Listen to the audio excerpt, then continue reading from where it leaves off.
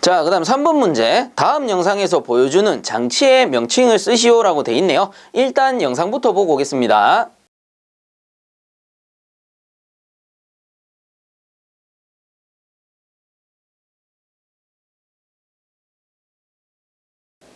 자, 영상들 보고 오셨는데 이 영상에 나오는 장치의 명칭은 오일 레귤레이터라고 합니다.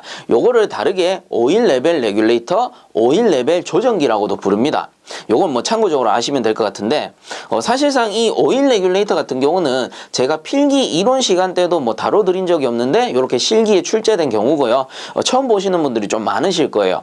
그래서 이 오일 레귤레이터가 뭔지 많이들 궁금하실 텐데 요 녀석을 알기 전에 우리가 기본적으로 유순환계통도, 그래서 오일순환계통도에 대해서 좀 알아둘 필요가 있습니다.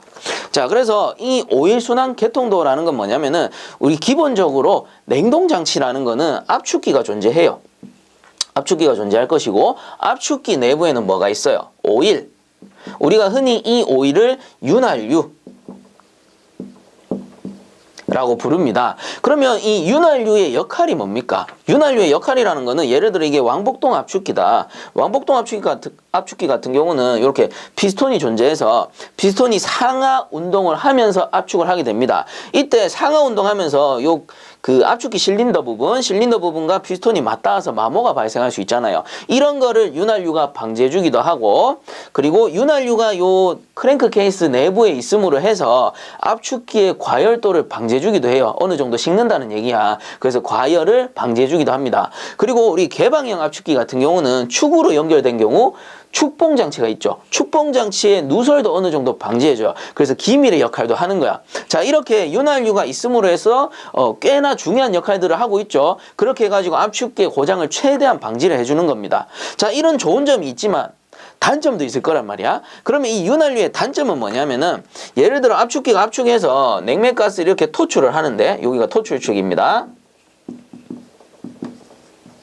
이 토출 측에 어떤 이제 압력 변동이나 냉매랑 섞임으로 해서 윤활유가 같이 토출돼 버리면 어떻게 돼요? 물론 토출됐을 때의 장점도 있죠. 장치 전체를 순환하면서 윤활 작용을 고르게 할 수 있다라는 장점도 있습니다. 근데 그거보다 더 큰 단점이 많다라는 겁니다. 단점을 예를 들자면 배관 내부 하부에 고여서 전열 작용을 방지한다던가, 혹은 윤활유가 너무 많이 빨려 나가면 어떻게 돼? 너무 많이 빠져나가 버리게 되면 압축기 내부에 윤활유가 부족해지죠. 윤활유가 부족하면은 압축기가 과열합니다. 압축기가 과열함으로써 윤활유가 탄화돼 버리죠. 이 탄화된 찌끄러기가 이런 사이드 부분에 붙어서 압축작용을 방해합니다. 그러므로 인해서 피스톤이 마모되고 잘못하면 압축기가 고장 나는 거예요. 그 탄화분이 이렇게 돌아다니다가 팽창 밸브 입구에서 막아버리기도 하고. 자, 그래서 윤활유가 부족해짐으로 해서 장치 전체에 악영향이 엄청나게 많이 발생하는 겁니다. 자, 그렇기 때문에 이런 윤활유가 장치 밖으로 빠져나가는 거를 방지하기 위해서, 여기서 말하는 장치라는 건 압축기겠죠. 그래서 압축기에서 빠져나가는 거를 방지하기 위해서 설치하는 게 뭐예요? 뭐 사실상 방지한다라고 하기에는 좀 이상한데 이 빠져나가는 걸 사실상 되돌려주는 거죠. 이걸 빠져나가는 걸 방지할 수는 없는 겁니다. 자, 그래서 어쨌든 윤활유가 장치로 순환하는 걸 방지하기 위해서 우리가 설치하는 게 있었어요. 자, 여기다가 무언가를 설치했었지. 이렇게 해가지고. 자, 여기에 뭘 설치했었습니까? 유분리기라는 걸 설치했었어요. 유분리기. 자, 그래서 이 유분리기를 영어로는 참고적으로 알아두세요. 오일 세퍼레이터라고 합니다. 오일 세퍼레이터. 가끔 보면 우리 뭐 냉동기 관련 자료 보면은 오일 세퍼레이터라고 나오는 경우도 있어요. 그럴 경우에는 이게 유분리기구나 이렇게 알아들으시면 된다라는 소리예요. 그래서 유분리기라고 하고 영어로는 오일 세퍼레이터라고 합니다. 그래서 이렇게 냉매가스 중에 윤활유가 섞여오게 되면은 윤활유가 하부에 고여가지고 이쪽으로 회수되고, 그리고 기체는 어떻게 돼? 냉매 기체는 그냥 그대로 응축기 쪽으로 보내지게 되는 거죠. 이런 식으로 유를 분리하는 장치, 오일 분리기, 유 분리기를 설치하는 겁니다. 자, 요게 기본적인 유 회수 사이클, 오일 회수 시스템인데 사실상 이 녀석은 소형 냉동기에 국한된 내용이에요. 물론 우리 가정용 에어컨, 뭐 예를 들어 벽걸이를 설명하자면 벽걸이 안에는 유분리기가 없습니다. 왜? 그만큼 오일의 양이 많지 않아. 오일의 양이 많지 않기 때문에 유분리기를 굳이 설치하지 않아도 된다라는 거예요. 유가 많이 빠져나갈 일도 없고 어차피 빠져나가 본들 개통이 짧기 때문에 금방 돌아온단 말이에요. 근데 이제 냉동기의 규모가 커질수록 냉동장치의 용량이 늘어날수록 윤활유의 양은 늘어날 것이고 그리고 이제 순환하는 길이도 길어지죠. 그러면 얘들이 빠져나가 버리게 되면 유분리기가 없으면 장치를 순환하면서 악영향을 일으키게 되는 거야. 자, 그렇기 때문에 유분리기를 설치하는 건데 사실 자, 우리가 벽걸이 에어컨, 가정에 사용하는 벽걸이를 소형이라고 합시다. 그리고 기본적으로 뭐 빌딩들 있죠. 5층, 10층 넘어가는 빌딩들에 보통 보면 요즘에는 시스템 에어컨이라고 해서 에어컨들을 쫙 이렇게 연결해 놓잖아요. 그런 시스템들을 우리가 중형이라고 합시다. 중형 냉동기라고 치는 거예요.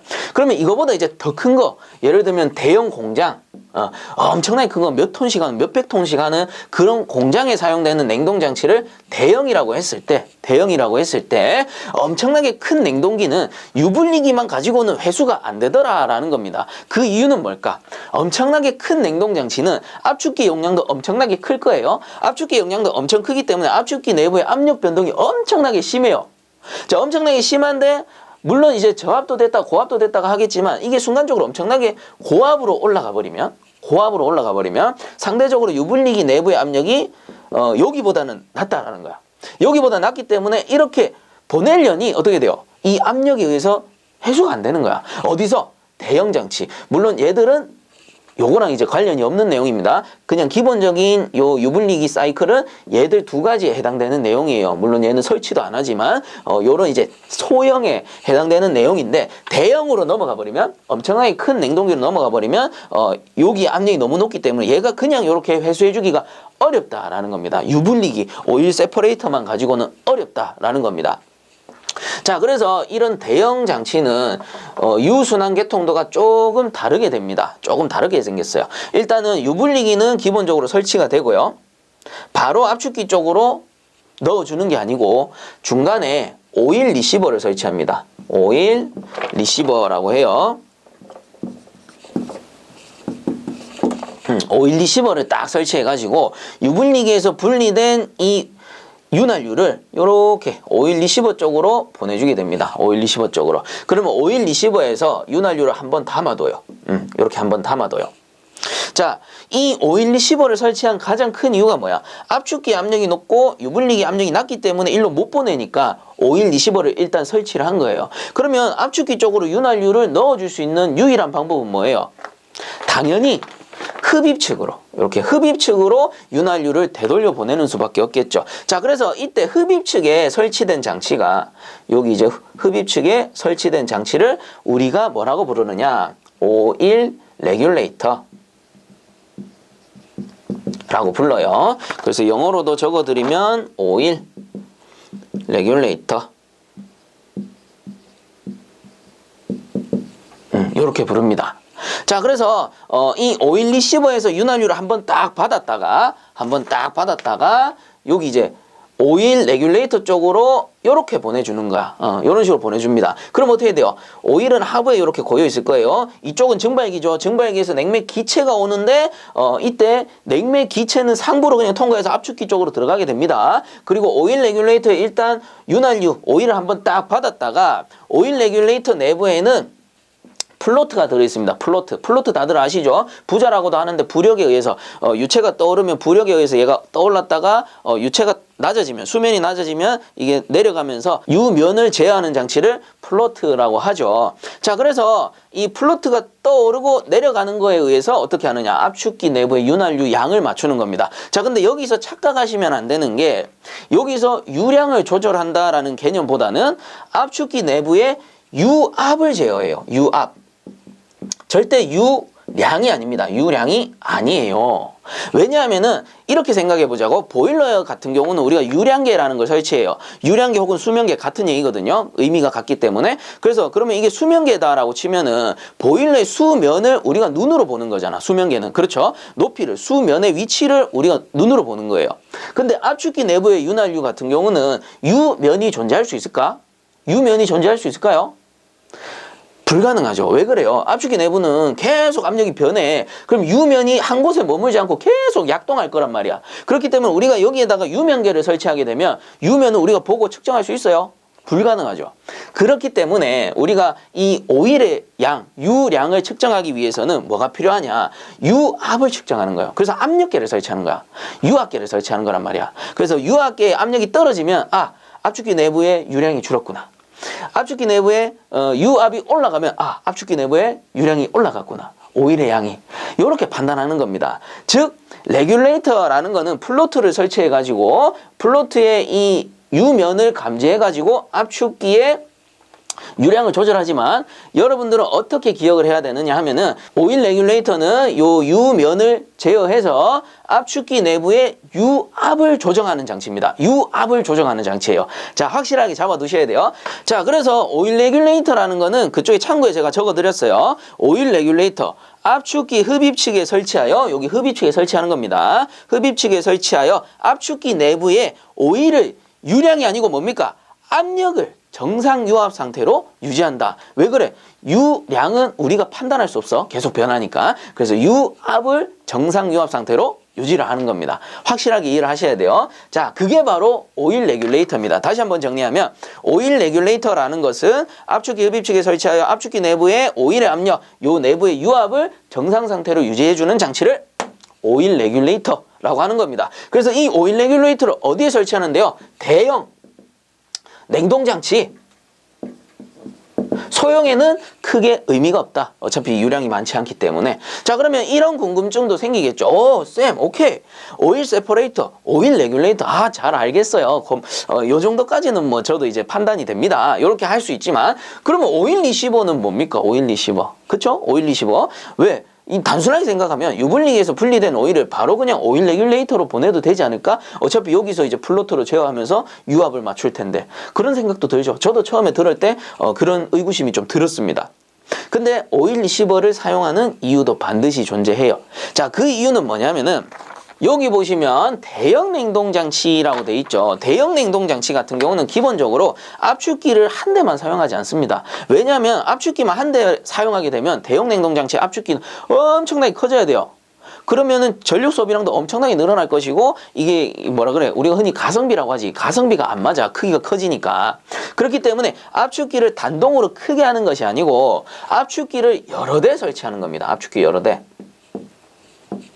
이런 식으로 압축기를 여러 대 설치해서 대형의 용량에 알맞게 구성을 하는 거예요. 그러면 이 압축기 여러 대를 설치해서 이 토출 측은 다 어디로 가? 토출 측은 당연히 이쪽 유분리기 쪽으로, 그냥 제가 여기 임의적으로 그림은 이렇게 그릴게요. 어쨌든 간에 이쪽 어딥니까? 유분리기 쪽으로 연결이 된다라는 겁니다. 그래서 여러분들 생각을 해보세요. 이쪽이 전부 토출 측이고, 예를 들어서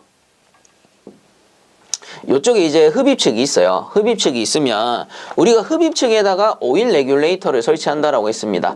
자, 오일 레귤레이터 OLC라고 할게요. 오일 컨트롤러라고 보시면 돼요. 오일 레벨 컨트롤러를 줄여서 OLC라고 합니다. 자, 그래서 얘들이 전부 오일 레귤레이터란 말이에요. 그러면 유분리기에서 각각의 오일 레귤레이터로 배관을 보내주면 어떻게 돼요?